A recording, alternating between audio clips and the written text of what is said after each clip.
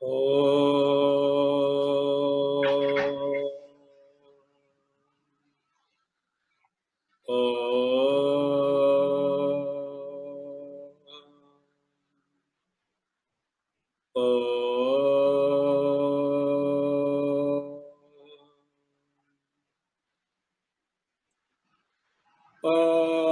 गुरुर्ब्रह्मा गुरुर्विष्णु गुरुर्देवो महेश्वरः गुरुः साक्षात् परब्रह्म तस्मै श्री गुरवे नमः। ओम शंकरं शंकराचार्यं केशवं बादरायणं सूत्रभाष्यकृतौ वन्दे भगवन्तौ पुनः पुनः। ॐ युक्ताहार विकाराय विविक्तस्थलवासिनी मलयालयतीन्द्राय ब्रह्मनिष्ठाय ते नमः। ॐ कृष्णं कमलपत्राक्षं पुण्यश्रवणकीर्तनं वासुदेवं जगद्योनिं नौमि नारायणं हरिम्। ॐ सर्वमङ्गलमाङ्गल्ये शिवे सर्वार्थसाधिके शरण्ये त्र्यम्बके गौरी नारायणि नमोऽस्तुते। ॐ सहना भवतु सहनौ भुनक्तु सह वीर्यं करवावहै तेजस्विनावधीतमस्तु मा विद्विषावहै। ॐ शान्ति शान्ति शान्ति। हरिः ॐ तत्सत्।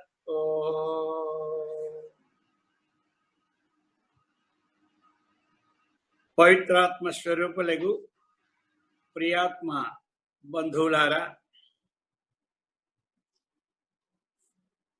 శ్రీమద్ భగవద్గీత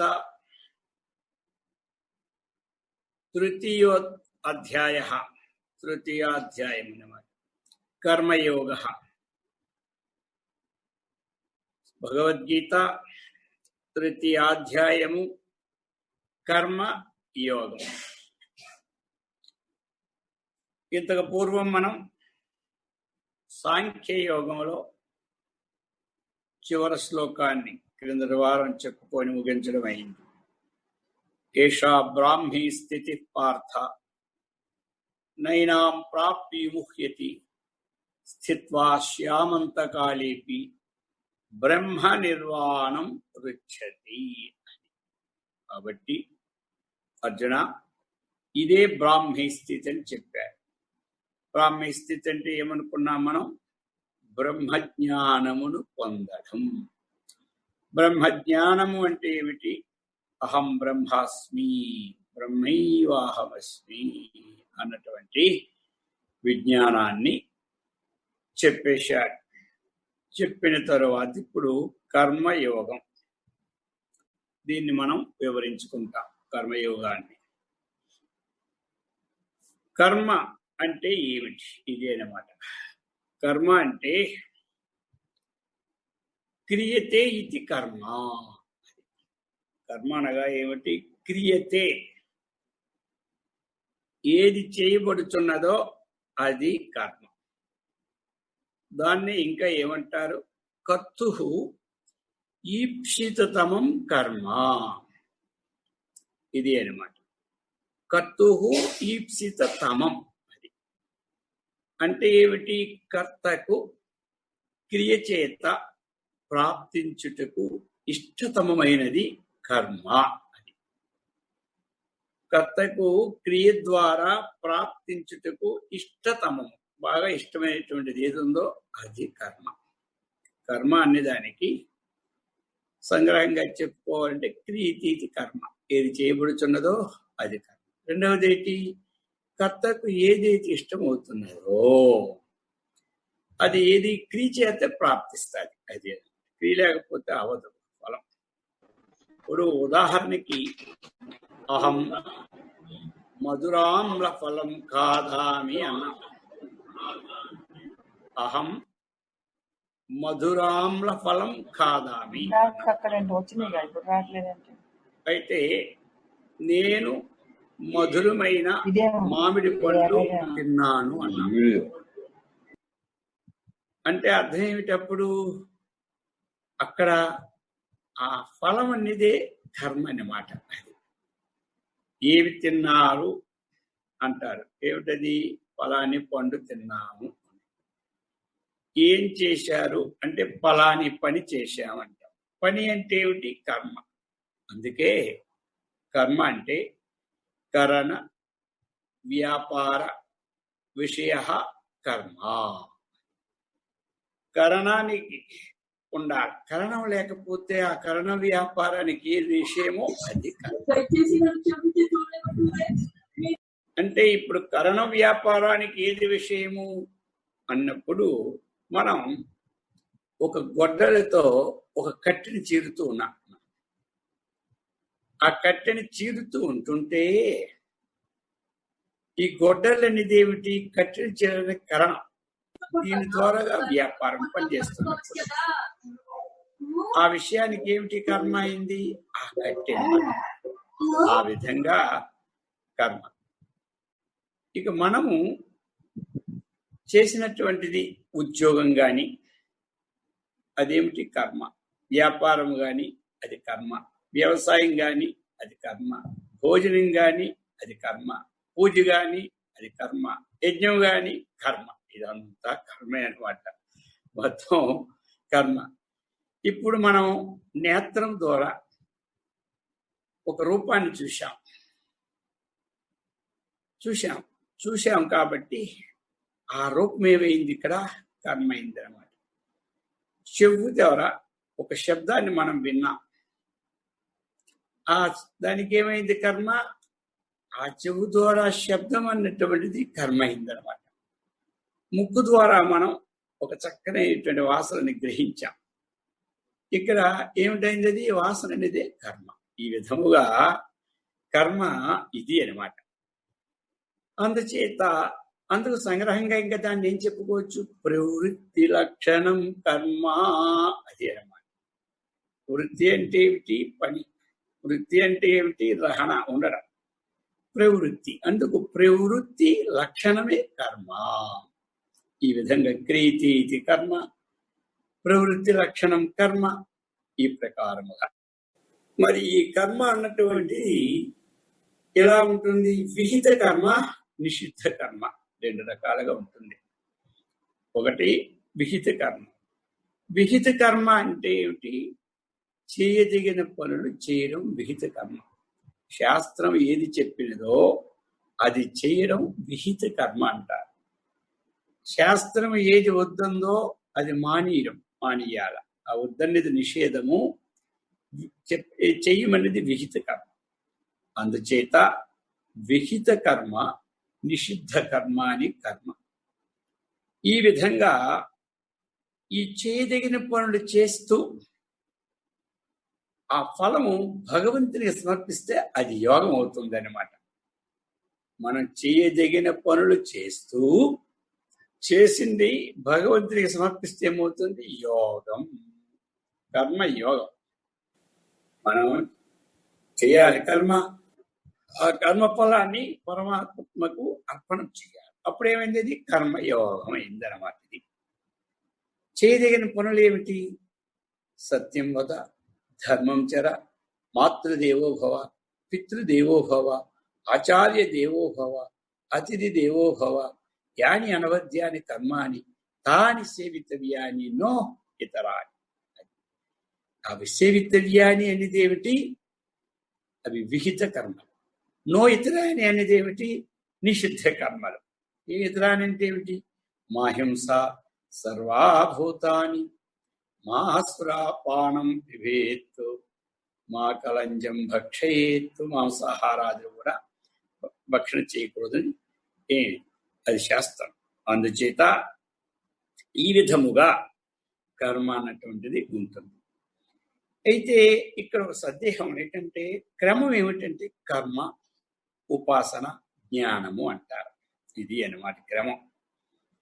క్రమం అయితే మరి కర్మ అంటే కర్మాని చిత్తశుద్ధి, ఉపాసన వల్ల ఏకాగ్రత, జ్ఞానం వల్లను మన ధ్యేయ వస్తువైనటువంటి మన మోక్షము అన్నటువంటి వేదాంత రీత్యాగా.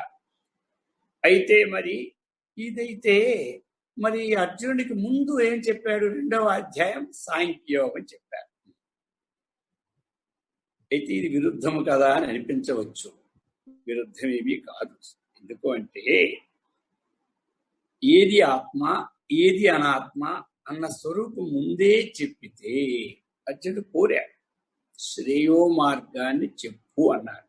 అటువంటి అందుచేత ముందు ఏది ఆత్మ ఏది అనాత్మ అన్న స్వరూపాన్ని ముందు చెప్తే అప్పుడు ఏమవుతుంది అంటే అనాత్మ యందు ఆసక్తి తగ్గుతుంది.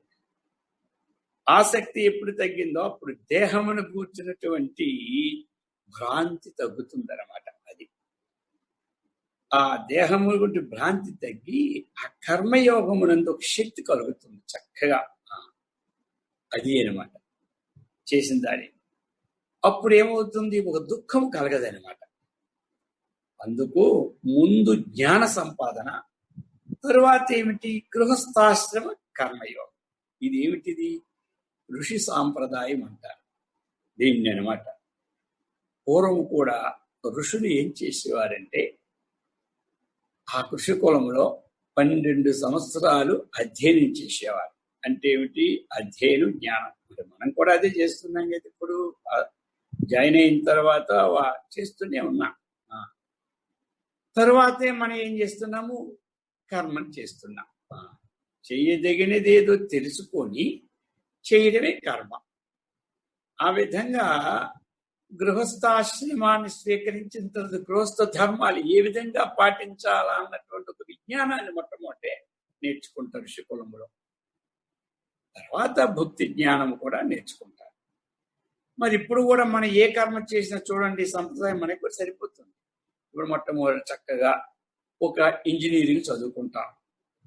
ఆ తర్వాత కదా కర్మ చేస్తూ ఉన్నాం. ఒక సాఫ్ట్వేర్ ఇంజనీర్ కానీ, ఒక ఎంబీబీఎస్ డాక్టర్ కానీ, ఒక అధ్యాపకుడు కానీ, లేకపోతే ఇంకొక వ్యాపారం కానీ, ఒక వ్యవసాయం కానీ, మొట్టమొదటి ఏమిటి మరి? అది ఏ విధంగా చేయాలన్నటువంటి ఒక విజ్ఞానాన్ని సంపాదించుకున్న తర్వాతే కర్మ. అందుచేత విరుద్ధమే కాదు సాంఖ్యయోగం, క్రమము అన్నది అక్కడ. అందుచేత మరి మనం ఆధ్యాత్మిక మార్గంలో వెళ్ళాలనుకుంటున్నాం.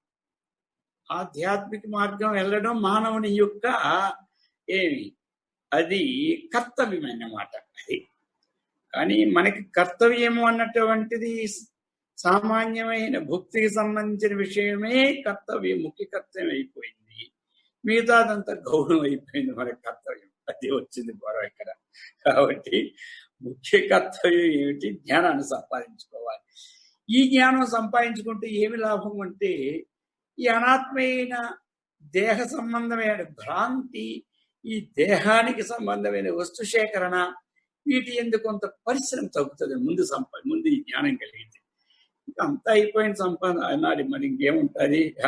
అందుచేత ముందు జ్ఞానాన్ని సంపాదించుకుంటే అప్పుడు మనం దేనికి సమయం ఖర్చు పెట్టాలి ఎక్కువ, దేనికి ధనం ఏం ఖర్చు పెట్టాలి, ఈ విషయాలన్నీ మనకు అవగాహన అవుతాయి. అవగాహన అయినప్పుడు ఏమవుతుంటది? దుఃఖం ఉండదు అనమాట. అవగాహన కానప్పుడే దుఃఖం కలుగుతుంటాయి. అందుచేత ఈ ప్రకారముగా కర్మయోగము అన్నటువంటిది దానికి ముందు ఆ సాంఖ్యయోగం చెప్పడం అనేది విశేషమే కానీ అవిశేషమే కాకపోవడం కాదు. ఎలా అంటే ఇప్పుడు పాలు ఉన్నాయి, పెరుగున్నాయి అనుకోండి. అవి ఏమవుతాయి, నీటిలో పడితే ఏమవుతుంది, నీటిలోని కలిసిపోతాయి అన్నమాట. ఆ విధముగా కలిసిపోతే ఏం లాభం, దేనికి ఉపయోగపడవన్నమాట అవి. అలాగే ఒక వెన్న తీసిన తరువాత మనము అవి నీటిలో వేసామనుకోండి, ఆ వెన్నని ఏమవుతుంది, నీటిలో కలియదు. ఇది అన్నమాట.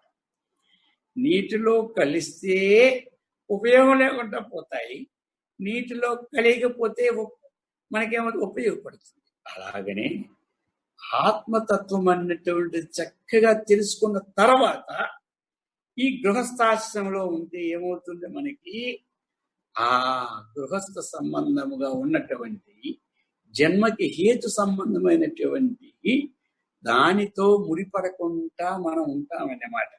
ఈ సంసార సముద్రం అంటే ఏమిటి కదా, సంసారం అంటే జన్మజరా అనుకోండి. సాధారణ వాడికి భాష ఏమిటంటే వ్యవహారమే సంసారం అంటాం. కాబట్టి ఈ వ్యవహారంలో ఉన్న ఈ వ్యవహారానికి సంబంధమైనటువంటి వాసనలు కానీ ఆ సంసారం కానీ తనకి అంటకుంటా ఉంటాయి. నీటిలో ఉన్నటువంటి వెన్న నీటిని ఏ విధంగా అయితే అంటుకోకుంటారో, అలాగే తత్వాన్ని తెలుసుకున్న తరువాత అటువంటి తత్వనిష్టమైనటువంటి ఈ మనస్సు ఉంది కదా, ఇది ఒక వెన్న మాదిరి అయిపోతుంది అనమాట. అందుచేత ఇది ఏమవుతుంది, ఈ ప్రాపంచిక విషయాల్లో ఉన్నప్పుడు కూడా చెడిపోకుండా స్వరూప జ్ఞానానికి ఆవరణం కలుపుకోకుండా ఉంటుంది అని ఈ విధముగా దీనిని ఉద్దేశించే ముందు జ్ఞానం, తరువాత ఏమిటి కర్మ అన్నటువంటి విషయాన్ని మరి మనకి చక్కగా ప్రతిపాదనటువంటి జరిగిందనమాట. ఇక జరిగి కర్మ అంటే మనం తెలుసుకున్నాం. ఆ కర్మ అనేది 2 విధాలు తెలుసుకున్నాం. అది నిషిద్ధ కర్మ, విహిత కర్మ అని తెలుసుకున్నాం. ఆ కర్మని భగవంతుని సమర్పిస్తే యోగం అవుతుందని తెలుసుకున్నాం. ఇది కర్మయోగం. ఈ కర్మయోగంలో మొట్టమొదట అర్జునుడు ప్రశ్న వేస్తాడు. ఏమని వేస్తాడు ప్రశ్న? మొదటి శ్లోకం అన్నమాట. జాయసి చేత్ కర్మణస్తే మతా బుద్ధిర్జనార్దనాం తత్కిం కర్మని ఘోరే మాం నియోజయసి కేశవా. అది ప్రశ్న అన్నమాట. ఈ ప్రశ్నలో అర్జునుడు జాయసి చేత్ కర్మణస్తే మతా బుద్ధిర్జనార్దన, హే జనార్దన, హే కేశవ అని చక్కగా 2 సంబోధనలు చేశాడు. ఎందుకంటే ఆ విశేష సంబోధనలో చక్కనైనటువంటి ఒక మృదు మధురమైనటువంటి భావన ఎప్పుడు ప్రయోగించారో ఆ అడిగినటువంటి ప్రశ్నకి సమాధానం కూడా ఆ విధంగా సుఖమైంది చెప్పేస్తారనమాట. అది జనార్దన అన్నారు మొట్టమొదట. జనార్దన అంటే ఏమిటి? సర్వై జనై అర్థ్యతే యాచ్యతే స్వాభిలషత సిద్ధయే ఇది జనార్దన. జనార్దన అంటే ఏమిటి? జనులందరూ ఎవరిని తమ మనోరథ సిద్ధి కొరకు యాచిస్తారో అతను ఏమంటారు? జనార్దనుడు. మరి మనం అందరం ఎవరిని యాచిస్తున్నామండి? భగవంతుని యాచిస్తున్నాం. అందుకే ఆయన జనైహి అధ్యతే ఇది జనార్దన. జనైహి అంటే జనుల ద్వారా, అధ్యతే అంటే యాచ్యతే, యాచిస్తున్నాం. దేంటి మరి? స్వాభిలాష సిద్ధి, స్వ అభిలాష, తనకి ఏదైతే కోరికున్నదో ఆ కోరిక సిద్ధించడానికి కోసం ఏదైతే మనం ఎవరినైతే కోరుతున్నామో అతన్ని ఏమంటారు? జనార్దన. అది జనార్దన. ఇంకా ఏమిటి జనార్దన అంటే? ఇంకొక అర్థం, జనం జననం, జాయితీ అర్థ, అది అనమాట. కాబట్టి జనం అంటే జననం, పుట్టుక, తత్కారణం దానికి కారణమైనటువంటి అజ్ఞానంచ. ఈ జ శబ్దానికి ఏమిటి? జననం, తత్కారణం, అజ్ఞానంచ. ఇంకా ఏమిటి? అర్థ. అర్థయతి అంటే హీనస్థితి. ఇది అర్ధపీడనే ఒక ధాతు ఉందన్నమాట, జనపీడని ఒక ధాతు ఉంది. అందుచేత ఏమిటి అర్థయతి? ఎలాగ అర్థయతి అంటే జననం తత్కారణం అయినట్టు అజ్ఞానాన్ని కూడా స్వసాక్షాత్కారేన తన యొక్క స్వరూప సాక్షాత్కారము చేత అర్థయతి హినస్థి నష్టానికి అవుతుంది కాబట్టి అజ్ఞానము. అందుచేత ఆ పరమాత్మకి జనార్దన అని పేరు కూడా వచ్చిందన్నమాట. అటువంటి వాడవయ్యా శ్రీకృష్ణ పరమాత్మ అంటే జనన మరణాలను వాటికి కారణమైనటువంటి అజ్ఞానాన్ని ఎవడు తన సాక్షాత్కారం ద్వారా నశింప చేసుకుంటూ ఉన్నాడో అందుచేత అటువంటి స్వరూపము ఏమైంది? జనార్దన అని పేరు వచ్చింది అనమాట. అందుచేత ఓ జనార్దన అన్నటువంటి ప్రయోగాన్ని చక్కగా అది. అందుచేత అసురాన్ దుష్ట జనానాంను జనాన్ అర్థితో అనేది జనార్దన. అసురులైనటువంటి దుష్ట జనాన్ని కూడా చక్కగా వారికి పీడ కలిగి చేసి నష్టం చేస్తావు కాబట్టి జనార్దన అన్నటువంటి అర్థం కూడా స్ఫురింపజేస్తూ ఉన్నారు. ఈ విధముగా ఓ జనార్దన ఇంకొకరిని సంబోధించారు చూడండి. అందుకే ఎవరినైనా అడిగేటప్పుడు 4 సంబోధనలు చేస్తుంటే వాళ్ళ మనసు కరిగిపోతుంది అనమాట, చెప్పడానికి కానీ ఇవ్వడానికి కానీ. అందుచేత ఇంకోటి ఏం చెప్పారు? కేశవ అన్నారు. కేశవ, ఈ కేశవ ఏమిటండి? మొట్టమొదట మనం ఏ పూజ ప్రారంభించినా ఎవరినండి? కేశవాయ స్వాహ, కే నారాయణాయ స్వాహ, మాధవాయ స్వాహ, మొట్టమొదటి కేశవాయ స్వాహ అని అంటాం చూడండి. ఇది విశేషమైన మాట. మరి ఏమిటి కేశవ? ప్రతి వారి కేశవాయ స్వాహ నీరు పుచ్చుకోవాల్సిందే, మహాపాల గోపాలం ఉండవు అక్కడ. కాబట్టి దీనికి కూడా 2-3 అర్థాలు ఉన్నాయి కేశవ దానికి. ఆయనకి వచ్చింది ఎందుకంటే కేశినం అసురం హతవాన్ ఇది కేశవ అది. కాబట్టి కేశినం, కేసి అన్నటువంటి రాక్షసుణ్ణి చక్కగా అతన్ని హతమార్చాడు కాబట్టి ఏమైంది? కేశవ అన్నమాట. మరి రాక్షసులు చూడండి, భగవంతుని చేతిలో పోయిన వాడికి ఎప్పుడూ లాభమే. అర్థమైంది కదా? ఈయన మాటకి ఏం కానీ ఇప్పుడు ఆయన పేరే ముందు తలుచుకోవడం అవుతుంది. ఓం కేశవాయ స్వాహ అని. ఆ అర్థం తీసుకుంటే కేసరి రాక్షసుని సంహరించాడు కాబట్టి కేశవ అని పేరు వచ్చిందని ఒక ప్రతీతి ఉన్నదన్నమాట. ఇప్పుడు చూడ, అందుకనే విరోధాన్నైనా సరే భగవంతుడితో సంబంధం ఉంటేనే మంచిది మనకి. కంసుడికి ఎప్పుడు ఆయనే దృష్టి. గ్లాసు కింద పడిందంటే కృష్ణ అంటాడు, ఏడు కొమ్ములు ఇప్పటి ఎక్కడ వెళ్ళిపోచ్చాడు. అయినా సరే భగవన్నామం చేస్తూ ఉన్నాడు. అందుచేత ఇంకా ఏమిటి కేశవ అనే శబ్దానికి? కేశవ శోభనాహ కేశాహ యస్య సహ, యస్య ఎవరికి? కేశవ. కేశములంటే ఏమిటి? వెంట్రుకలు కూడా కేశవులు అంటారు. ఇటు కూడా కేశవులని పేరనమాట. కేశఖండన అంటారు మనం. అందుచేత అవి ఎలాంటివి? శోభనాహ కేశాహ. శోభనం అంటే ఏమిటి? మంచి అందమైనటువంటివి అనమాట.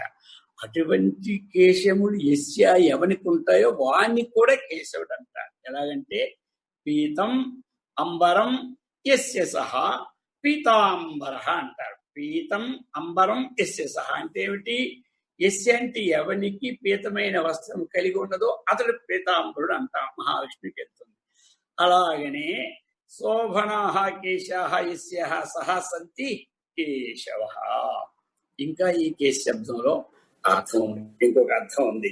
ఎందుకంటే రోజు మనం కేశవనామాలు ఉచ్చరించుకుంటాం కదండి, కాస్త ఈ అర్థం తెలుసుకోవడం చాలా అందరికీ అవసరమే.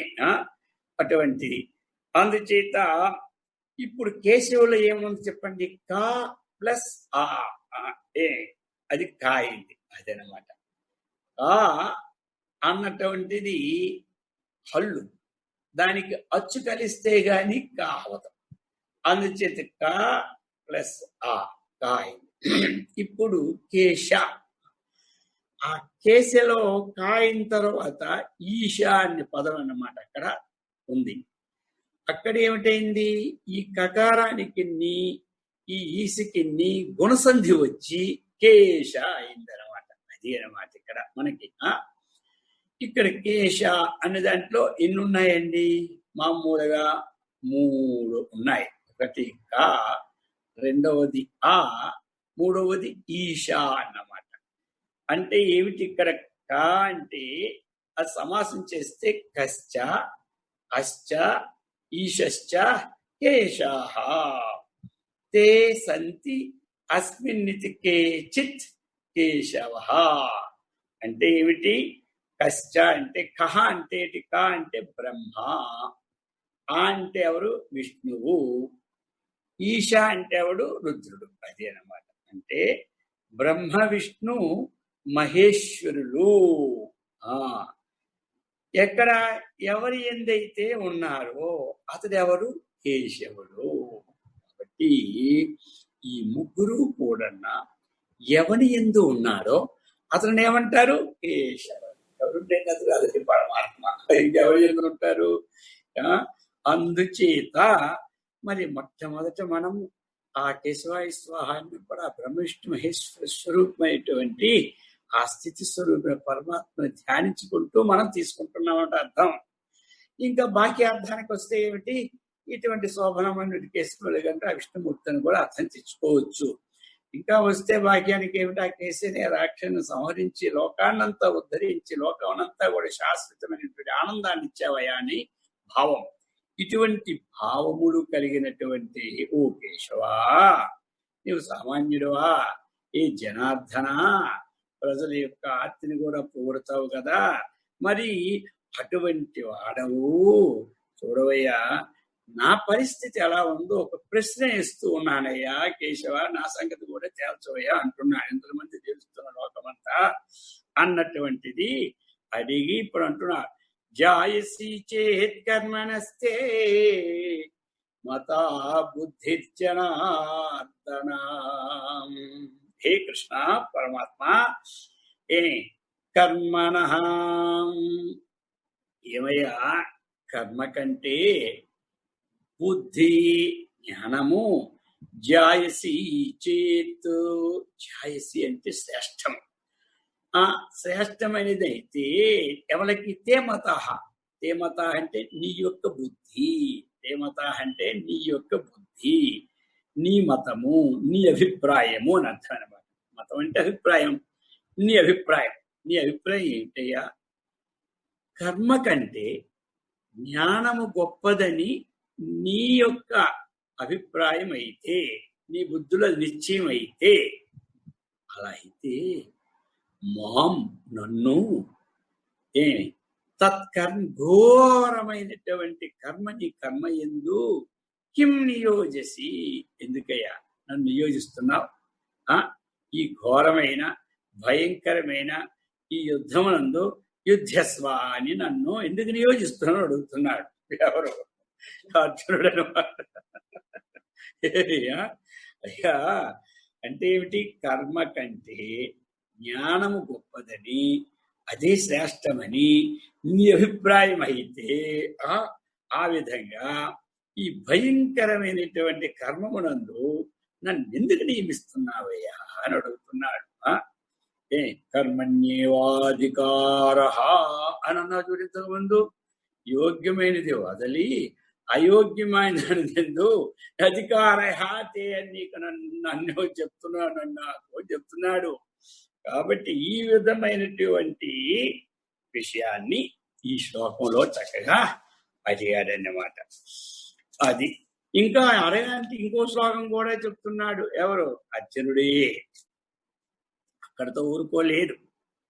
ఎందుకు అంటే మనిషికి కాస్త విషాదం వచ్చినప్పుడు ఒకసారి కాదు ఇంకోసారి అన్నది అంటూనే ఉంటుంటారు. అర్థమైంది కదా, అది సహజమైన మాట. ఇంకా పోర్సుగా కూడా అంటుంటారు. ఆ విధంగా అర్జునుడు అడుగుతున్నాడు. ఇప్పుడు వ్యామిశ్రేణైవ, ఇది 3వ అధ్యాయం 2వ శ్లోకం. వ్యామిశ్రేణైవ వాక్యేన బుద్ధిం మోహయసీవ మే తదేకం వద నిశ్చిత్య ఏన శ్రేయోహమాప్నుయామ్. వ్యామిశ్రేణేవ వాక్యేన బుద్ధిం మోహయసీవ మే తదేకం వద నిశ్చిత్య ఏన శ్రేయోహమాప్నుయామ్ అంటున్నాడు. వ్యామిశ్రేణేవ వాక్యేన మే బుద్ధిం మోహయసి ఇవా అన్నాడు.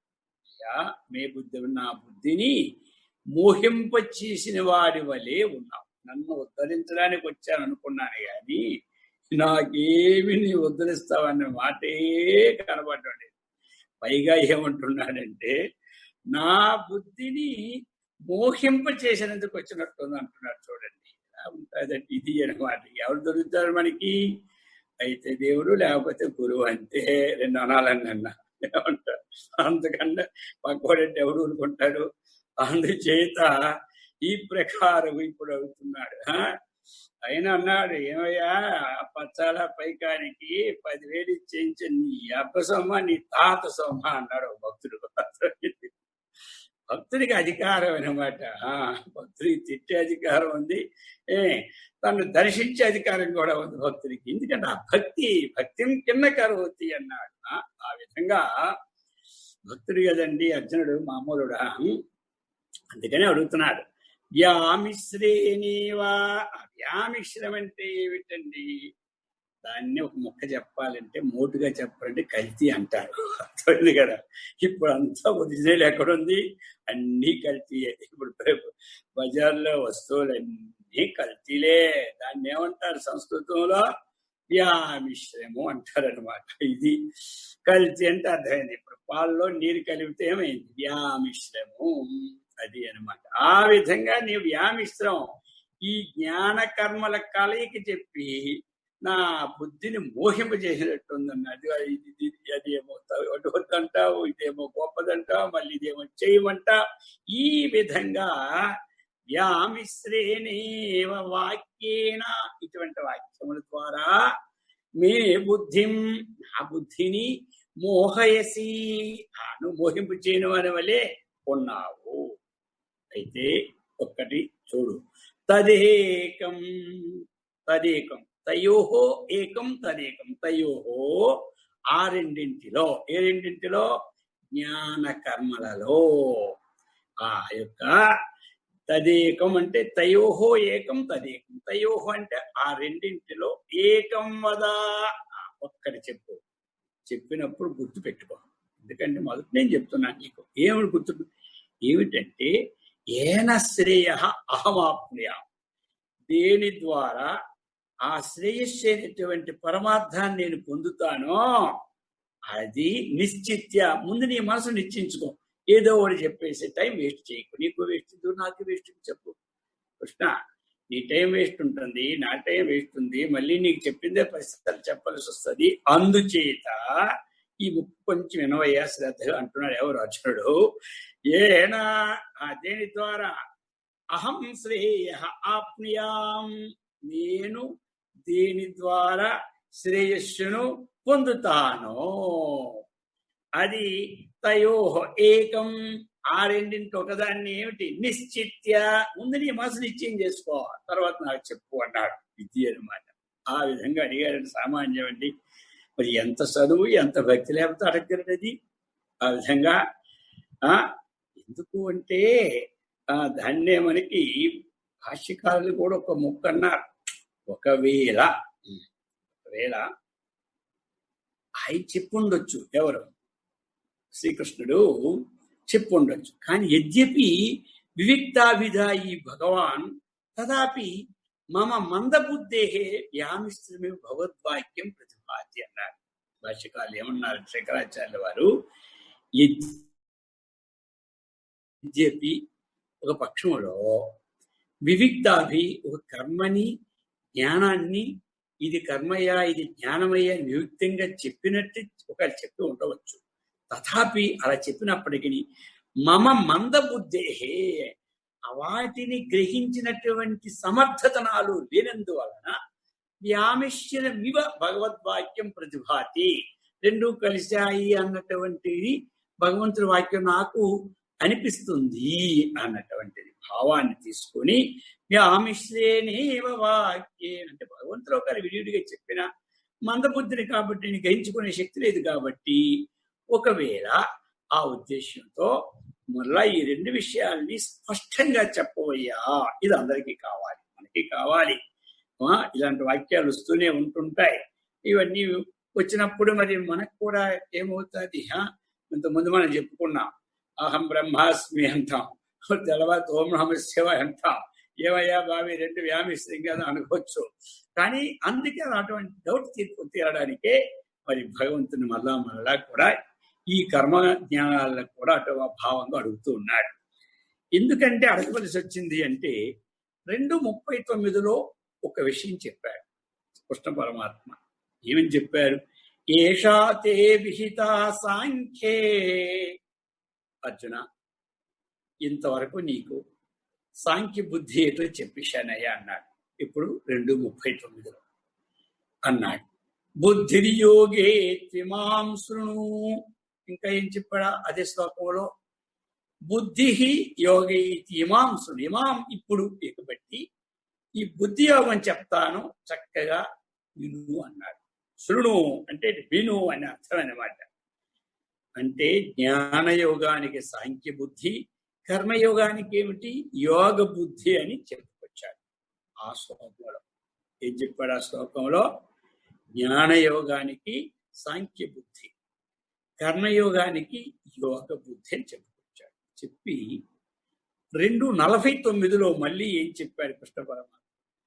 దూరేనా హ్యవరం కర్మ బుద్ధి యోగాధనంజయ బుద్ధౌ శరణమన్విచ్చ కృపణా ఫలహేతవ. ఇది అన్నమాట అర్జునుడికి పంపు ముంచినట్టు. ఎందుకంటే బుద్ధిని విపరీతంగా తీసుకొచ్చేందుకు శ్లోకం ఇది. అందుచేత వ్యామిస్తేనే వాక్యేనా అన్నటువంటి వాక్యం ఎత్తుకున్నారు. ఇక్కడ ఎత్తుకోవడం కారణం ఏమిటంటే ఆ 2:49లో ఒక ప్రయోగం చేశాడు. దూరేణ హ్యవరం కర్మ బుద్ధి యోగా ధనంజయ అన్నాడు. అంటే బుద్ధి యోగము కంటే ఏమి అవరం, వరం అంటే శ్రేష్టం, అవరం అంటే శ్రేష్టం కానీ తక్కువ, చాలా దూరంగా ఉంటుంది కర్మ అన్నాడు. అయ్యా బుద్ధి యోగము కంటే కర్మ అన్నటువంటిది చాలా దూరమైనటువంటిది, చాలా తక్కువైనటువంటిది అన్నాడు. అందుచేత నువ్వేం చేస్తావంటే అర్జున బుద్ధౌ శరణమన్విచ్చ, ఆ బుద్ధి యోగాన్ని చక్కగా నువ్వు శరణ పొందు, దాని నిత్యం ఉంచన్నాడు. కృపణ ఫలహేతవ, లోపులు ఫలాన్ని కోరుకుంటారు అని చెప్పేశాడు. ఇక్కడ ఏమర్థం, ఆయన చెప్పిన మొక్క వేరు, ఈయన అర్థం చేసుకున్నది వేరు. ఎందుకు వ్యామిస్తేనమని వచ్చింది. బుద్ధి అన్నటువంటిది బుద్ధి యోగం అంటే జ్ఞానయోగం కింద అర్థం తీసుకున్నాడు. ఎవరు? అర్జునుడు అనమాట. అర్జునుడు జ్ఞానయోగము కింద అర్థం తీసుకొని అందుచేత జ్ఞానయోగమే గొప్పది, కర్మ తక్కువ అని అనుకున్నాడు. ఎవరు? అర్జునుడు. ఈ రావడానికి వ్యామిశ్లేనం అనే వాక్యం ప్రయోగించడానికి కారణం ఏమిటి అంటే 2:49లో ఉన్నటువంటి అంశాన్ని బుద్ధి యోగం అన్నది శ్రీకృష్ణ పరమాత్మ ప్రయోగించాడు కాబట్టి, బుద్ధి అనే జ్ఞానానికి వర్తిస్తుంది కాబట్టి అటువంటి జ్ఞానయోగమే గొప్పది కదా, కర్మయోగం చాలా తక్కువైంది కదా అన్నట్టు అర్థం ఆయన తీసుకున్నాడు. కానీ కృష్ణ పరమాత్మ యొక్క అర్థం అక్కడ ఏమిటి అంటే బుద్ధి యోగం అన్నటువంటిది నిష్కామ కర్మయోగం కింద తీసుకున్నాడు, అక్కడ కర్మ అనేది సకామ కర్మ కింద తీసుకున్నాడు. ఇక్కడ తేడా వచ్చింది. నిష్కామ కర్మ కంటే సకామ కర్మ చాలా తక్కువైనది అని చెప్పుకొచ్చాడు కృష్ణ పరమాత్మ. ఈయన అర్థం చేసుకున్నాడు ఈ విధంగా. ఇది అనమాట ఇక్కడ ఉన్నటువంటి కీలకం. అది అందుచేత ఈ విధంగా అర్థం చేసుకొని యామిశ్రేణేవ వాక్యేనా బుద్ధి మోహయశివమే అన్నాడు. అందుచేత అర్థం చేసుకున్నందులో పొరపాటు వస్తుంది, ఎవరికైనా వస్తుంది, మనకు మాత్రం రాకుండా ఉంటుందా?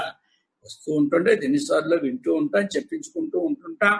ఈ అజ్ఞాన విషయంలో కానీ మన పని విషయంలో కానీ మాటికి అది మరణం చేసినందువల్ల భుక్తి కర్మ గాని ముక్తి కర్మ గాని మనకి కూడా ఈ వస్తువులు ఉంటుంటాయి ఈ విషయాలు. అందుచేత అది అని ఇంకా 2:47లో 2:45లో కూడా ఏం చెప్పాడు? 45లో నిస్త్రైగుణ్యో భవార్జున అన్నాడు. అది అన్నమాట. దీనికి ఇవన్నీ వచ్చి ఒక్కసారి బుద్ధిలోకి వచ్చాయి. త్రిగుణాతీతుడు కా అంటే ఏమిటి? ఆత్మజ్ఞానోపము అని ప్రశ్న వేశాడు. అక్కడ చెప్పాడు అర్థం. అది చెప్పి 47కి వెళ్ళేసరికి ఏమన్నాడు? కర్మణ్యే వాధికార అని పెట్టేశాడు. ఇది విని ఆయన మతిపోతుంది అనమాట. ఎవరికి? అర్జునుడికి అనమాట. విని విని విని విని విని ఇటువంటి మరి 2:38లో ఏమంటాడు? యుద్ధాయ యుజ్యస్వ అన్నాడు. యుజ్యస్వ లేవు, అది ఉత్తిష్ట అన్నట్టుగా లేవు అన్నాడు.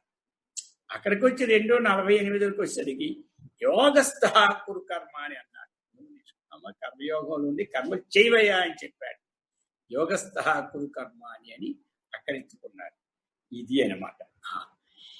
ఈ ఒక్కటి ఏమైందంటే ఈ విరుద్ధ ప్రసంగాలన్నీ వినేసరికి ఎవరికైనా రాదండి, ఇది మనకే వస్తుంది, సామాన్యం కాదు కదా.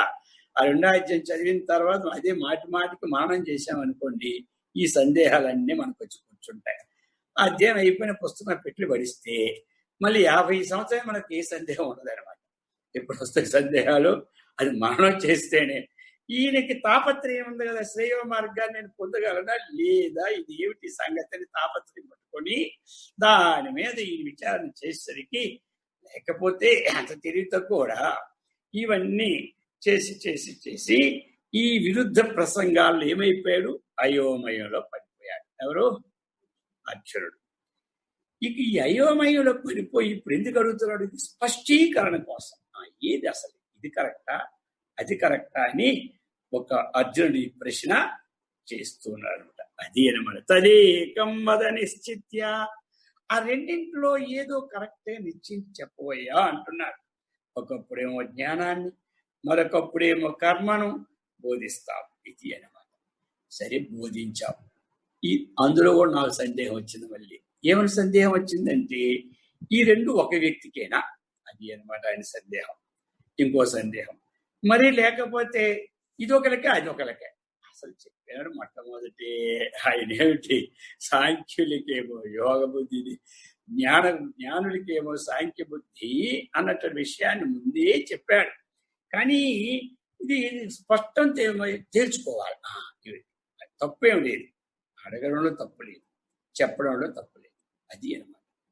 శిష్యుడు ప్రశ్నలు ఎన్నిసార్లు అడిగినా గురువు చెప్తూనే ఉండాలి, అంతే. అంతేగాని చిరాకు పడిపోకూడదు. అది అనమాట. ఆయన ప్రశ్న వేశాడు అంటే ఒక ఆలోచన తత్పరత వేస్తాడు. అది అనమాట. అంటే ఆ ఆలోచన ముందుకు వెళ్తుంది అనమాట.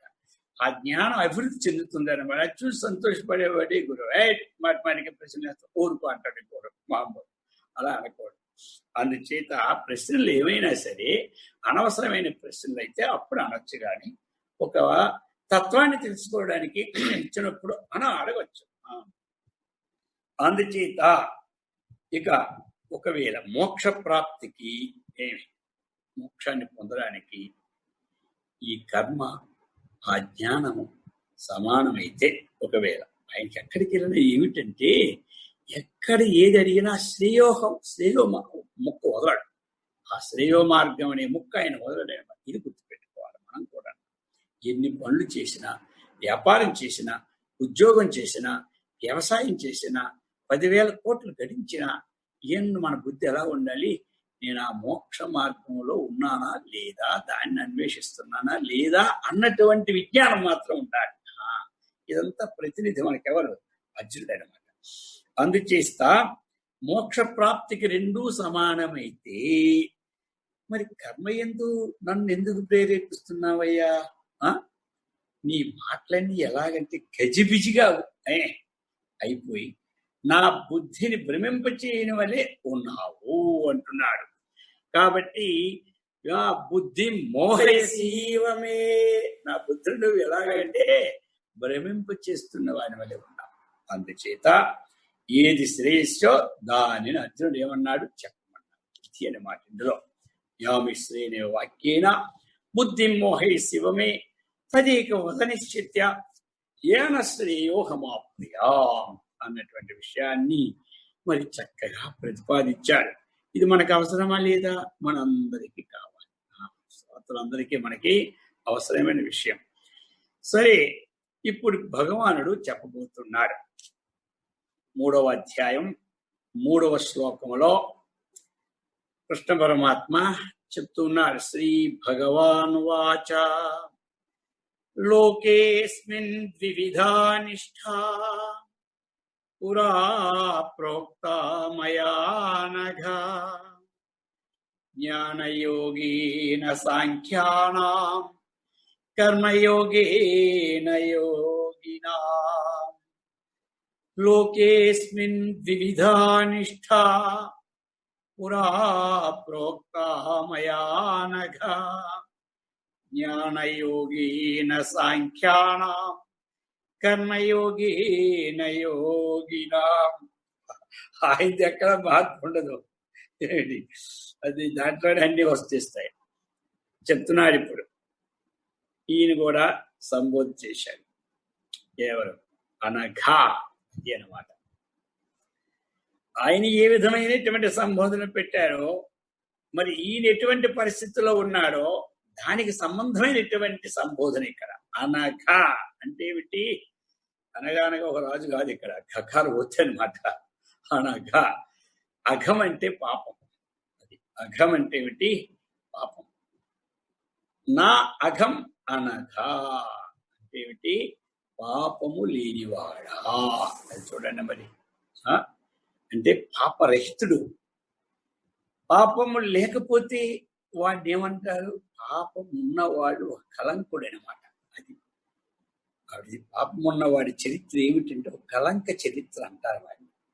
ఎవడికి పాపం లేదో వాడి నిష్కలంక చరిత్రుడు అనమాట. అర్జునా, నువ్వు ఎలాంటి వాడివయ్యా? పాపరహితుడు. రెండోది ఎలాంటిది? పాపం లేని వాడికి ఏమిటి? చరిత్ర చాలా నిష్కలంకమైనటువంటిది. అటువంటి చరిత్ర కలిగిన వాడు నీవు. ఎవడైతే పాపం లేకుండా ఉంటాడో వాడు దైవ కృపకు పాత్రుడు అవుతాడు. అది అన్నమాట ఇక్కడ విశేషం. ఏమి? పాపము లేనివాడు దైవ కృపకు తొందరగా పాత్రుడవుతాడు. అందుచేత నీవు అటువంటి దైవ కృపకు పాత్రుడైనటువంటి ఓ అర్జునా అంటున్నాడు. అది అన్నమాట అని చెప్తున్నాడు.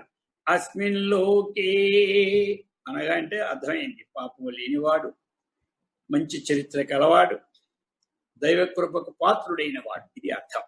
అనగా అర్జున అస్మిన్ లోకే,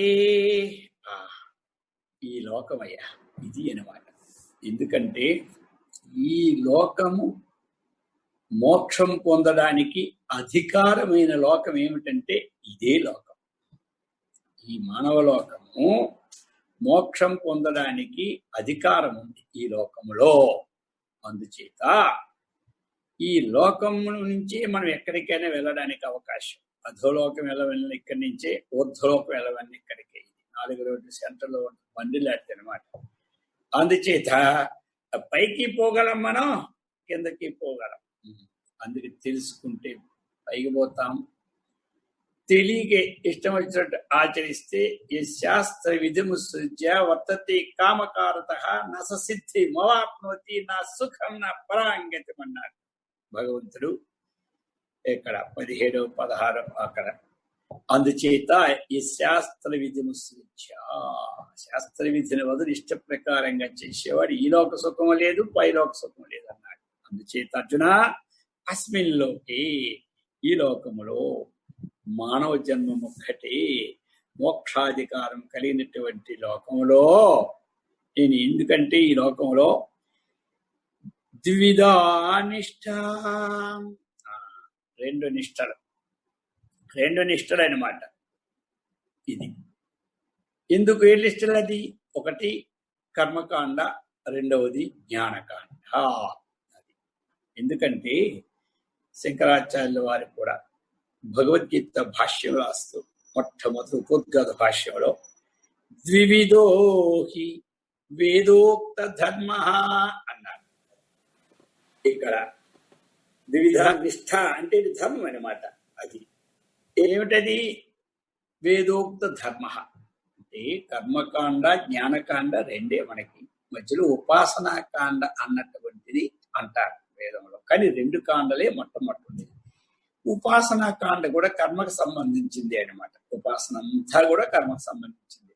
అందుకనే రెండు భాగాలుగా తీసుకున్నారు. మూడు భాగాలు కొంతమంది తీసుకున్న తప్పేమి లేదు అది, కానీ రెండు భాగాలుగా తీసుకోవడం అదే అనమాట, కర్మకాండ జ్ఞానకాండ.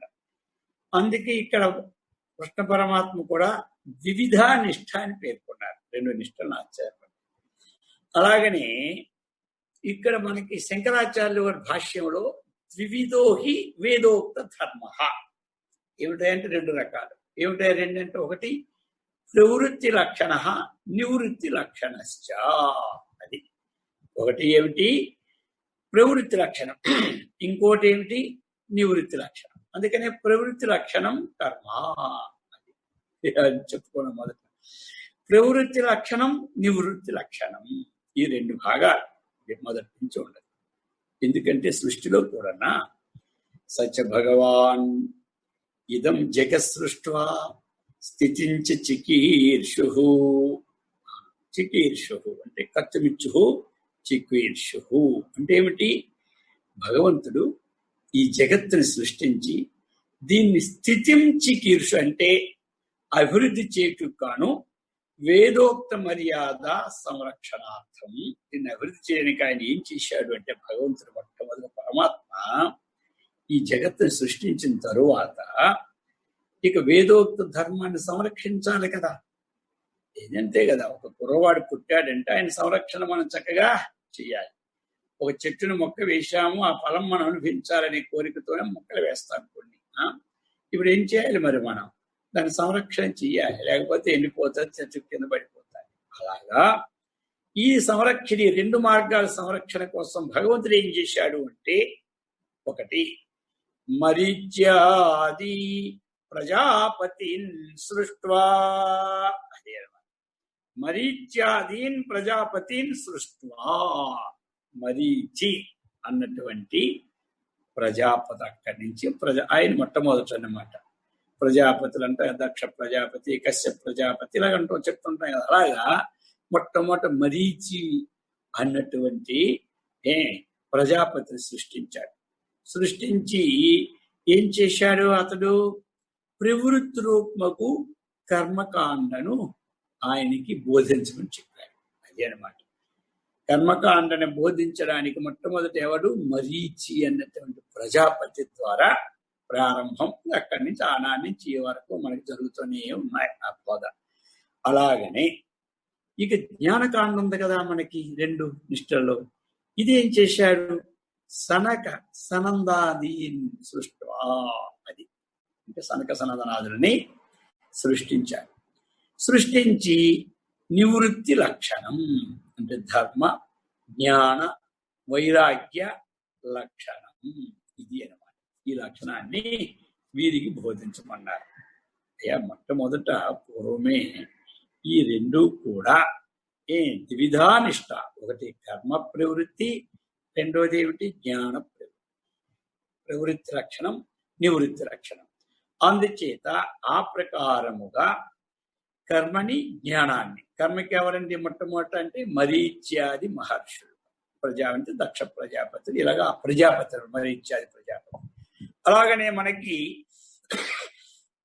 జ్ఞానానికి ఎవరంటే సనక సనందనాది వీళ్ళనమాట. ఆ పరంపర వస్తూనే ఉంది శంకరాచార్య నుంచి ఇక్కడ అనేకమైనటువంటి సంస్థల ద్వారా జ్ఞానం బోధింపడుతూ ఉంది. రెండు బోధిస్తున్నారు. ఇది అన్నమాట చెప్పుకొచ్చారు. ద్వివిధోహి వేదోక్త ధర్మ లోకేస్మిన్ ద్వివిధా నిష్ఠ అంటే రెండు ధర్మాలు ఇవి అన్నమాట. ధర్మము అంటే ఏమిటి? మనకిప్పుడు కేవలం అదే కాదు, ఈ రెండు ధర్మాలే. ప్రవృత్తి నివృత్తి రెండు కూడా. జగత స్థితి కారణం ప్రాణినాం సాక్షాత్ అభ్యుదయ నిశ్రేయసం సహేతు యహ సహ ధర్మ. ఇప్పుడు ధర్మము ధర్మము అంటారు. ఇది చాలా మంది ఉపయోగిస్తారు. ఈ ధర్మం లేదా, ఏ ధర్మం లేదా ధర్మ శబ్దం నానా అర్థమైన మాట. అందుచేత ఇంకో దగ్గర ఎల్లప్పుడు చెప్తూ ధర్మో రక్షతి రక్షిత అంటారు. ఈ విధంగా మనకి యదా యదా హి ధర్మస్య గ్లానిర్భవతి భారత అంటారు. అలాగే సర్వధర్మాన్ పరిత్యజ్య అంటారు. ధర్మశబ్దం వస్తూనే ఉంటుంటారు. అందుచేత అధాతో ధర్మ జిజ్ఞాస అంటారు అక్కడ. ఈ ప్రకారముగా ఇక్కడ ధర్మశబ్దానికి ఒక నిశ్చయార్థం ఏమిటి అంటే జగత, ఈ ప్రపంచానికి స్థితి కారణం, అభివృద్ధిని పొందడానికి, ప్రాణినాం జీవులకు, సాక్షాత్ అంటే చక్కగా ప్రత్యక్షముగా నిజంగా అభ్యుదయ నిశ్రేయస హేతు. అభ్యుదయము అంటే ప్రవృత్తి మార్గం, నిశ్రేయసము అంటే నివృత్తి మార్గం, మోక్ష మార్గం. ఈ సహా హేతు ఏదైతే ఉందో, ఈ రెండింటికి హేతు కారణం ఏదుందో ఆ కారణాన్ని ఏమంటారు? ధర్మము. అదేనమాట ఈ ధర్మం. ఇది బోధించారు. మొట్టమొదట అభ్యుదయము ఉంది, నిశ్రేయసము ఉంది. రెండింటినీ ధర్మము, రెండింటినీ ఈ నిష్ఠ అనమాట. అందుచేత అర్జున, సాంఖ్యుడిది జ్ఞాననిష్ట, ఇది సాంఖ్యుడి జ్ఞాననిష్ట అనమాట. ఏమిటి జ్ఞాననిష్ట మనం తెలుసుకున్నాం, ఇంతకు ముందే మనం తెలుసుకున్నాం. అయినా సరే మళ్ళీ ఇక్కడ వచ్చింది కాబట్టి జ్ఞానయోగి అయిన సాంఖ్యానం అన్న విషయం వచ్చింది కాబట్టి, సాంఖ్యం అనగా ఏమిటి అసలు? ప్రతి వస్తువు ఏదైతే లోకంలో ఉన్నదో ఆ వస్తువు యొక్క మూలం ఏదైతే ఉన్నదో దాని సత్యమైనటువంటి పరమాత్మ స్వరూపాన్ని దర్శించడమే సాంఖ్యం. దాన్ని తెలుసుకొని దర్శించడం. అందుచేత ప్రతి వస్తువు యొక్క మూలం అది. ఏదైనా సరే ఒక వస్తువు వచ్చిందంటే దీనికి కారణం ఏమిటి? మూలం అంటే ఏమిటి? కారణం. కారణం లేకుండా కార్యం ఎక్కడి నుంచి వస్తుందండి? మామిడి పండు ఉన్నదంటే దానికి ఒక చెట్టు కారణం ఉండాలి, ఒక ఘటం ఉన్నదంటే దాని మట్టి కారణం ఉండాలి, ఒక మెడలో నగ ఉన్నదంటే దాని బంగారు కారణం ఉండాలి. అలాగని మరి ఈ బంగారానికి కానీ ఆ మట్టికి కానీ మూల కారణం ఏమిటా అన్నటువంటి విశ్లేషణతో చక్కగా విచారించి ఆ పరమార్థ స్వరూపాన్ని దర్శించడం అంటే ప్రత్యక్షం చేసుకోవడం, దాన్ని తెలుసుకోవడం, అది అన్నమాట సాంఖ్యం. అంటే ఏమిటి? జీవ పరమాత్మల యొక్క ఏకత్వాన్ని అనుసంధానం చేయడమే సాంఖ్యం. ఇది అన్నమాట. సాంఖ్యుడు జ్ఞాననిష్ట అంటే ఇదే జ్ఞాననిష్ట. జీవో బ్రహ్మైవా, జీవుడే బ్రహ్మము అని.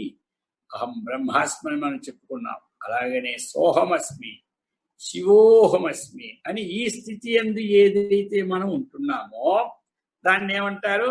జ్ఞాననిష్ట అని చెప్తున్నాడు. జ్ఞానయోగేన సాంఖ్యానాం. దీనిని ఇంకేమంటారు? బ్రహ్మనిష్ఠ అంటారు. దీనిని ఇంకేమంటారు? బ్రహ్మనిష్ఠుడు అంటారు, జ్ఞానిష్ఠుడు అంటారు. ఏదైనా పర్వాలేదు. జ్ఞానిష్ఠుడు ఎందుకన్నా బ్రహ్మనిష్ఠుడు అన్నాడు ఇంకో గౌరవం ఎక్కువ అనమాట. అది కాబట్టి మరి ఈ నిష్ఠగా ఫలం ఏమిటి? ఏదైతే జ్ఞానయోగాన్ని సాంఖ్యానం అన్నప్పుడు ఈ నిష్ఠ ఫలం ఏమిటి? బ్రహ్మాత్మనిత్యమే ఈ నిష్ఠ ఫలం. ఈ నిష్ఠ ఫలం ఏంటి? బ్రహ్మాత్మనిత్యం. కాబట్టి ఈ విధంగా మన లోకంలో ఇటువంటి ఫలాన్ని చక్కగా పొంది లోకాన్ని వ్యాపింప చేశారు జగద్గురు శంకరాచార్యుల వారు, అలాగనే శ్రీ మహర్షి మలయాళ స్వాముల వారు, అలాగే రమణ మహర్షుల వారు, అలాగనే జ్ఞానవల్కుడు, జనకుడు, యాజ్ఞవల్కుడు, అలాగనే ఈ లోకంలో అనేక మంది ఇంకా మహర్షులు, యోగులు ఎంతమందో ఉన్నారు. అటువంటిది. అందుచేత ఈ విధంగా జ్ఞానయోగేన సాంఖ్యానాం కర్మయోగేన యోగినా చెప్పారు కృష్ణ పరమాత్మయ్యా. యోగులకేమిటి? కర్మయోగం. ఇక్కడ ఏమిటి చెప్పారు? మరి కర్మయోగులు అంటే ఎవరిక్కడ? నిష్కామ కర్మయోగులు. రెండు పద్ధతులు తీసుకొస్తున్నారు ఇక్కడ. నిష్కామ కర్మయోగులు ఇదేమిటి? కర్మయోగ నిష్ఠ. అది కాబట్టి ఇతడేం తలుస్తాడు మరి కర్మయోగి? అతడేం తలుచుకున్నాడు ఇందాక? ఆ విధంగా విచారణ చేసి మూలాన్ని తెలుసుకున్నాడు. దేవుడు సాంఖ్యుడైనమాట. మూలాన్ని తెలుసుకొని అహమస్మి అనే స్థితికి వచ్చేసాడు. మరి ఇక్కడ ఏమిటి? ఇతడు తలుస్తాడు. భగవంతుడు ఎవడు? సర్వసమర్థుడు అంటాడు ఆయన. ఎవడు? కర్మయోగి అనమాట. అతనికి విధేయమైన భృత్యుడుగా దేని తలుచుకుంటాను ఇతడు ఏమిటి? ఆయన సర్వసమర్థుడు, ఆయనకి విధేయముగా, ఆయనకు ఒక సేవకుడిగా, ఆయనకు ఒక దాసుడిగా అన్నటువంటి ఒక భృత్యుడుగా అన్నటువంటి విషయాన్ని కర్మయోగి తెలుస్తారు. తెలుసుకొని భగవత్ ప్రాప్తి, ఆయన సాకారమైనటువంటి రూపాన్ని దర్శించుకోవడమే ఈ నిష్ఠకి ఫలమైనది అన్నమాట.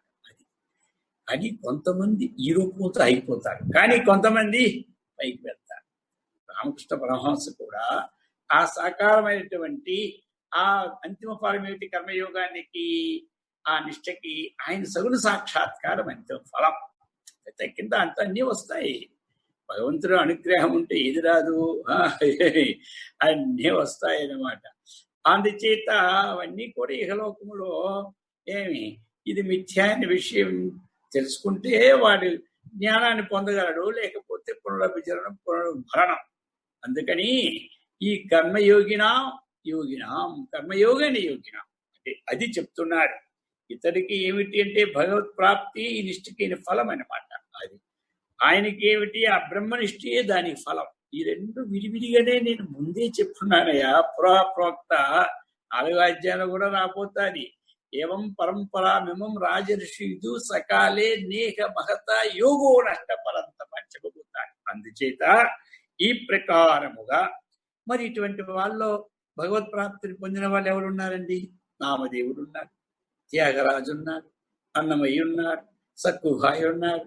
104 భక్తులు ఎంతమంది ఆ పాండురంగ భక్తి విషయం చదివితే మొత్తం ఈ యొక్క విషయాలన్నీ మనకి అర్థమైపోతాయి. ఈ ప్రకారముగా చెప్తున్నారు. అందుచేత శ్రౌత స్మార్త నిష్ఠయే కర్మయోగులకి ఏమిటి? ఆ శ్రౌతము శృతి సంబంధమైనటువంటి యజ్ఞయాగాదులు ఏవైతే ఉన్నాయో వాటిని చక్కగా స్మృతి సంబంధమైనటువంటి కర్మకాండ ఏదుందో దాని ఎందాలు ఉంటారు. ఎలాగని ఆ నియమాలు పాటిస్తారు.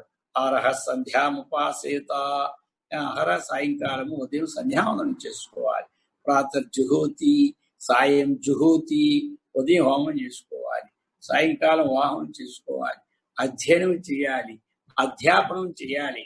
ఇదంతా కూడా అలాగనే సత్యం వదాది, ఈ విధంగా మనకి పంచయజ్ఞాలు అన్న రకరకాలు ఇవన్నీ కూడా వస్తాయన్నమాట. అందుచేత ఈ ప్రకారంగా ఇక్కడ మనకి చెప్పింది ఏమిటి? లోకేస్మిన్ వివిధా నిష్ఠ పురా ప్రోక్తామయా నఘాం జ్ఞానయోగేన సాంఖ్యానాం కర్మయోగేన యోగినాం. ఓ పాపరితుడు అర్జున, అస్మిన్ లోకే, ఈ లోకమునందు వివిధ నిష్ఠ, 2 విధమైన నిష్టలు పూర్వమే నా చేత ప్రోక్త చెప్పబడినవి. ఇప్పుడు కాదు, నీకోసం చెప్పింది కాదు, ఇది ఎప్పుడో చెప్పేస్తున్నాను. ఏమిటయా చెప్పానంటే జ్ఞానయోగేన సాంఖ్యానాం, సాంఖ్యులకు జ్ఞానయోగము ద్వారా, యోగినాం యోగులి కర్మయోగము ద్వారా ఈ ప్రకారముగా 2 నిష్టలు నా చేత పూర్వమే చెప్పబడినవి అనుకొని చెప్పుకొచ్చారు. ఇది అన్నమాట మనకి. అందుచేత ఈ విధంగా చెప్పి ఇక ఇప్పుడు భగవంతుడు చెప్తున్నాడు 3వ అధ్యాయం 9వ శ్లోకం. ఈ శ్లోకం చెప్పి ముగిద్దాం. 3వ అధ్యాయము 9వ శ్లోకం అన్నమాట. యజ్ఞార్థాత్ కర్మణోన్యత్ర లోకోయం కర్మబంధనః తదర్థం కర్మ కౌంతేయ ముక్త సంగః సమాచరా. అర్జున అంటున్నాడు, యజ్ఞార్థాత్ కర్మణో అన్యత్ర లోకోయం కర్మ బంధనః తదర్థం కర్మ కౌంతేయ ముక్త సంగ సమాచరా. ఇది యజ్ఞార్థాత్ కర్మణః అన్యత్ర లోక అయం కర్మబంధన, అయం లోక కర్మబంధన. అంటే ఇక్కడ ఏమిటి? యజ్ఞార్థం అన్నటువంటి అర్థం అంటే ప్రయోజనం. యజ్ఞార్థము, యజ్ఞము కొరకే చేసే కర్మలు ఏమవుతాయంటే బంధాన్ని కలిగించవు అని చెప్తున్నారు. యజ్ఞార్థం, యజ్ఞముగా ఉద్దేశించి చేసే కర్మలు బంధాన్ని కలిగించరు. అంటే అయం లోక, ఈ జనులు ఏమి కర్మ బంధన ఉండదు. ఎవరికి ఉండదు? యజ్ఞార్థాత్. అది ఇక్కడ యజ్ఞ శబ్దం ఏమిటి అంటే యజ్ఞంగా తీసుకోవడానికి లేదు. యజ్ఞ శబ్దానికి నానార్థాలు ఉన్నాయి. కాబట్టి ఆ యజ్ఞ శబ్దానికి ఇక్కడ యజ్ఞో వై విష్ణు, అది భగవంతుని తీసుకోవాలి. అది అనమాట యజ్ఞ శబ్దానికి ఇక్కడ భగవంతుడు, అది అనమాట. అందుచేత యజ్ఞో వై విష్ణు అంటారు. యజ్ఞం ఏమిటంటే విష్ణు స్వరూపమని వేదమే చెప్పింది ఈ ముక్క అనమాట, యజ్ఞో వై విష్ణు అని. అలాగనే ఇక్కడ మనం ఏం తీసుకోవాలి? భగవదార్థం తీసుకోవాలి. యజ్ఞార్థాత్, అది ఆ భగవంతుని సంబంధముగా అని చెప్పుకొచ్చారు. అందుచేత భగవంతునికి ప్రీతిగా, భగవంతుని ప్రీతిపాత్రునిగా మనం చేస్తూ భగవంతునికి అర్పించినటువంటి కర్మ ఏమవుతుంది అంటే బంధాన్ని, ఈ యొక్క జన్మ బంధాన్ని కలిగించుకుంటా ఉంటుంది. అన్యత్ర అలా కాకుండా చేసినటువంటి పని, అన్యత్ర అంటే ఏమిటి? స్వార్థ రూపాలైన కార్యాలు, అది అన్నమాట. కామ్య కర్మలు ఏవైతే ఉన్నాయో, స్వార్థ రూపములైన కార్యాలు, కామ్య కర్మలు ఏవైతే ఉన్నాయో అన్యత్ర అంటే అది అర్థం. అవి ఏం చేస్తాయి? కర్మ బంధన, కర్మలు బంధిస్తాయి అన్నాడు. భగవంతుని ప్రీతికి చేసినటువంటి కర్మలు బంధించవు, తన స్వార్థ రూపాయన కర్మలన్నీ కూడా బంధిస్తాయ్యా. తస్మాత్, అందువలన తదర్థం, తదర్థం అంటే ఏమిటి? యజ్ఞార్థం. యజ్ఞార్థం అంటే ఏమిటి? భగవత్ ప్రీతికరమైన కర్మను ఆచరింపు అన్నాడు. అది నీకు బంధం లేకుండా ఉండడానికి ఏం చేయాలి? భగవత్ ప్రీతికరమైనటువంటిది అంటే భగవంతుని ప్రీతికి చేస్తున్నాడు, అది అనమాట. అక్కడ ఫలాకాంక్ష ఉండదు అనమాట. అది స్వార్థం అనేది ఉండదు, ఒక ప్రీతికి చేసినట్టు పని. అందుచేత అది చెప్తూ ఉన్నారు ఇక్కడ ఈ ప్రకారముగా. తదర్థం కర్మ కౌంతేయ ముక్త సంగ సమాచర. ముక్త సంగ, ముక్త సంఘం అంటే ఏమిటి? రెండు ఇక్కడ ముక్తి రావడం కాదు, సంఘము లేకుండా ఉండడం, అది అనమాట. ముక్త అంటే త్యక్త అని అర్థం. అంతేగాని అన్ని దగ్గరలో ముక్తి వచ్చింది అనుకోండి, మోక్షం పొందుతాం కదా. ఇక్కడ సంఘం త్యక్వ ఫలం చెయ్యవా అని మనకు వచ్చింది కదా, వస్తుంటారు. అందుకని ఇక్కడ ముక్త సంఘ, సంఘాన్ని వదలాలి. ఎలాగ? ఒకటి కర్తృత్వ సంఘం వదలాలి, రెండు ఫల సంఘం. ఇది అన్నమాట ముక్త సంఘం అంటే. కర్తృత్వ సంఘాన్ని వదలాలి, ఫల సంఘాన్ని వదలాలి. వీటితో ఏమవుతాడు? ఈ రెండు ఉంటే బంధన, కర్మబద్ధుడవుతాడు, ఇది అనమాట. ఈ రెండు వదిలేస్తే ఏమైపోతుందో తెలుసా? మనం పాముకి కూరలు తీసిస్తే ఏమిటండి?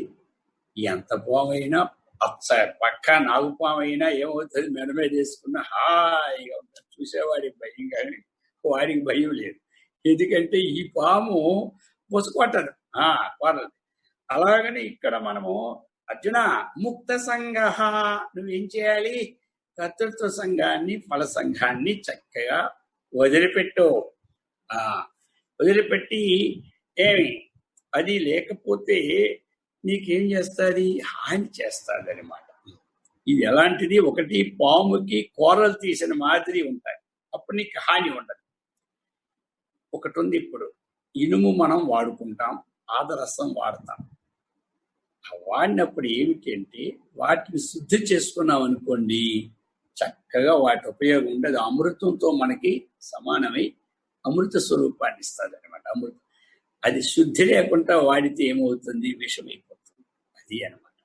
అందుచేత ఈ రెండింటి భావం ఏమవుతున్నది అంటే కర్మ శుద్ధి అయిపోతుంది అనమాట. ఆ కర్మను పట్టుకున్నా అది మనకి ఏమి చేయదు. అందుచేత సర్వకర్త ఎవడయ్యా? భగవంతుడు. భావన ఎలా ఉండాలి? సర్వకర్త ఎవరు? భగవంతుడు. మనమెవరము? ఆయన చేత పనిముట్టుగా ఉండాలి. అది అన్నమాట ఈ కర్మ ఎలాంటిది? ఆయన ఈ విధమైనటువంటి భావం ఉన్నప్పుడు ఏమవుతాడు? ఆ కర్మకి వాడు బదులు కాకుండా ఉంటాడు. ఈ ప్రకారముగా ఆయన ఎవడు? భగవంతుడు సూత్రధారి. నేనెవడను? పాత్రధారి. కదా, సూత్రధారినిగా ఆయన భావించాలా, పాత్రధారి మనం అనమాట. ఆయన ఏ విధంగా చెప్తూ ఉంటుంటే ఆ విధంగా నడిస్తేనే పాత్ర. ఈ ప్రకారముగా ఆయన ఎవడో యంత్రి, నేనెవడను? యంత్రం. ఇది అన్నమాట. యంత్రం తిరుగుతూనే ఉంటుంది. యంత్రి ఎప్పుడు ఆపేసిన మిషన్ మొత్తం అయిపోతాయి అన్నమాట బండి. ఆ విధమైనటువంటిది అది. ఇప్పుడు గడియారం ఉందండి. ఆ గడియారం ఆడాలంటే పూర్వం మనం ఏం చేసిన కీ ఇచ్చేవాళ్ళం అనమాట. ఇప్పుడు కీ ఎవడు? ఆయన ఆడేది ఎవడు? మనం. ఇది అనమాట. ఈ ప్రకారమైన భావన ఉండాలి. అందుచేత అది చేసుకోవాలి. అందుకే ఇంగ్లీష్ లో ఏమంటారు మనకి? వర్క్ ఈజ్ వర్షిప్ అంటారు. అందుచేత భగవంతుడు పనియే భగవంతుడని. అందుకు యద్యత్ కర్మ కరోమి తత్తదఖిలం శంభో తవారాధనం. ఇది కర్మయోగ చరిత్ర అనమాట. యద్యత్ కర్మ కరోమి తత్తదఖిలం శంభో తవారాధన. నేను ఏ పని చేస్తూ ఉన్నానో అదంతా నీ ఆరాధనే ఉండాలి. ఇది ఎవరిది? కర్మయోగి చరిత్ర. కాబట్టి కర్తృత్వ సంఘం లేనప్పుడు ఫల సంఘం ఎక్కడదండి? ఫల సంఘం లేనప్పుడు అంతఃకరణ శుద్ధి అయిపోతుంది.